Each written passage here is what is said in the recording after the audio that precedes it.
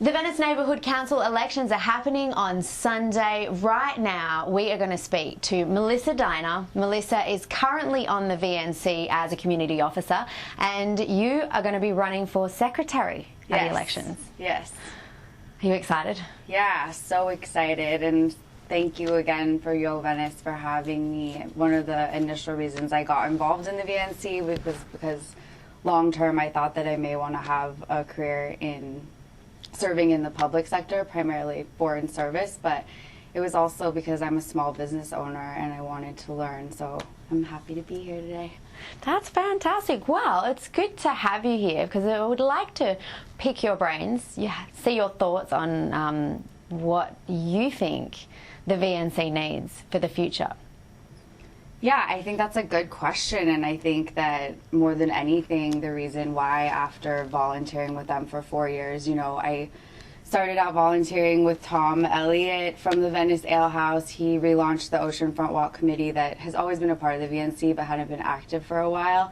And then, because I had lost my first election that I won, and then I ran and won last year, and got more votes than any woman in my seat. But I think the main reason I'm here today running again is because I just think that the VNC has such a powerful voice and we can do so much better than we've been doing in terms of efficiency and really engaging more people in our community. There's 30,000 people in Venice.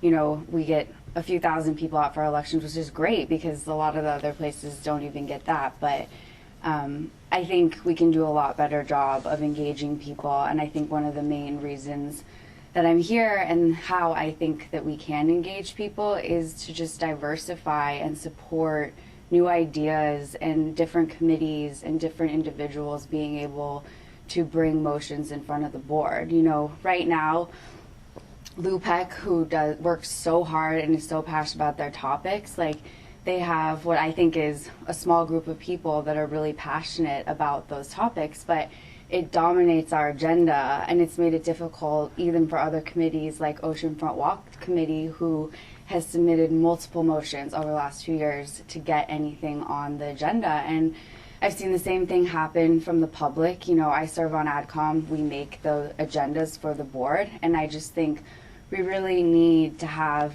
different types of motions and motions that aren't as technical but are more inspirational, because I do think on the local level they carry the same weight that some of the motions that are very technical out of Lupec do, and in some ways they can support each other. If we have people coming out for something that they can understand, but then they learn about a project on their street that they didn't know about, we're helping educate people about things that they don't know about, but by engaging them in something that they care about, that they may not even know once they get to the meeting that they also care about these Lupec items. So I really hope that we can start to all work together on more long-term ideas of what we want to see in the community together, no matter like what side of the issues you're on, rather than just focus on projects that are coming up in front of the city regardless of whether we chime in on them or not, and where I think we have not that much of an influence really in the long run. I think if we can come up with ideas that we all want to collaborate on, things we want to see in our community, that organization can just be so much more powerful and our voice as a community can be heard.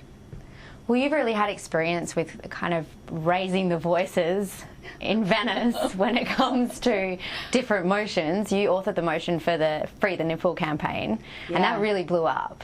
Yeah. And so, is that something you would like to see more of? Yeah, you know, I mean, honestly, like that topic came back up this week because we're doing, you know, we've started this tradition of doing the Venice sign lightings, and we're doing on Friday the first ever Venice Pride sign lighting, which is so cool. And the poster that they did actually caught my attention because it's actually shows flashback to Venice when it was all of the nude, when there was a nude beach and topless sunbathing. It's really cool. Yeah. I actually have a allowed. JPEG of that one because that's the picture is from the old Roosterfish. It was a poster that was in Roosterfish. This like the naked people.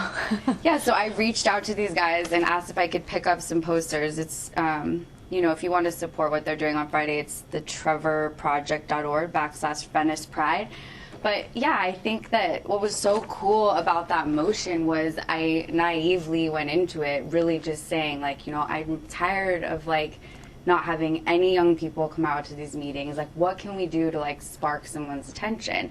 And going into it like that, and then seeing not only did it have the ability to spark people's attention, but like really having the time now for a year to like digest like what that motion means to me, and then see it come full circle with Pride using these images. Like, it means equality for all, you know, and that in that regard, like, yes, I think that motion was so great because we did achieve our goal. We got more people involved. Like, does that mean that we want to just focus only on like nudity and topless bathing? Like, absolutely not. We're all like dynamic individuals that have so much to offer, and I'm working on multiple community projects and things of that nature, but we do need to hear from more people about positive things that they want to see in the community.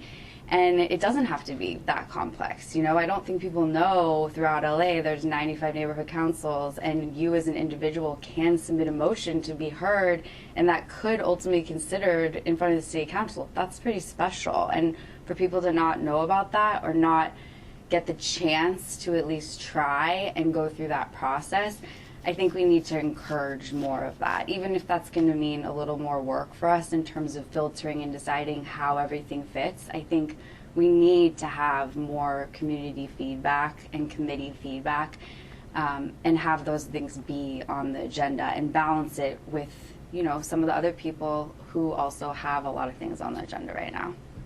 Absolutely. So it's about making the VNC accessible to the community, because that's what it's about. It's a voice for Venice. Yeah, I mean, it's our local voice. So, you know, to say that something doesn't have, you know, isn't written perfectly, or, you know, that the council office never support that, you know, my goal and a lot of the stuff that has come out of our Oceanfront Walk Committee, I mean, we know that. What we're trying to do is, if one word in one of those motions can inspire one lawmaker or one of our reps on a city, state, or federal level to write better legislation, I mean, that's what we have, and that's our goal, right, as community members. Like, it's not that I think that everything's going to happen word for word, but if something they see can inspire them to do their job better and help other people's voices be heard, I think that they do want to hear that from us in this forum. I don't think that they just want everything coming out to be things that they already have agencies that they do. I think they want to hear from us about things that they haven't thought about yet.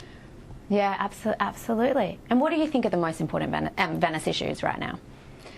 I mean, I think that the most important like issues that we hear about on a regular basis, and that I do think are major issues, are, you know, homelessness and land use. What I'd like to incorporate in that is also activation of community space. That's been something that comes up over and over again on Oceanfront Walk, is how can we engage more people of all ages to have more activities at more times, and that really support the arts. Venice has always been known for the arts, and, you know, it's hard for people to not get negative, I think, at a lot of our meetings, but it's, you know, it was always a place for artists, and there was so much art that was born across all mediums out of Venice. So instead of saying that we've lost that, like, how can we bring that back in 2016? And not just on the boardwalk. We have so many awesome organizations in Venice that are doing great things, but I think that for me has been one of my main focuses, is how can we activate Oceanfront Walk and really incorporate the arts to have not just the stuff that we see in the artist stalls, but a spectrum of different types of arts, from high-end to like the boardwalk artists, and get more like live painting out there. Fantastic. Yeah. It sounds like a fun kind of Venice. So if people want to speak with you before the election, if they want to get in touch, what's the best way to reach out? You can email me. My email is mdiner@gmail.com. I also have a Facebook page, which is facebook.com/247diner, and you'll be able to remember me on the ballot, because on the official ballot my name is Melissa 247 Diner on the ballot. How did you get that on the ballot. Everyone can do it if they want to. Really? Yeah, they can have. So it's That's so awesome. Yeah, insider tip for when you run in the VNC election or neighborhood council election. Oh my gosh, I love it. So yeah, there we go, Venice. You can aspire to run for the VNC. You can be whatever you want to be on the ballot paper. I love it. Melissa 24/7 Diner. Fantastic. Melissa, thank you so much. Thank you so much. All the best. And your Venice. And your Venice. Remember to vote. The elections are happening on Sunday between 10 and 6 p.m. And you can vote at the Oakwood Recreation Centre. June 5th. June 5th. It's Sunday.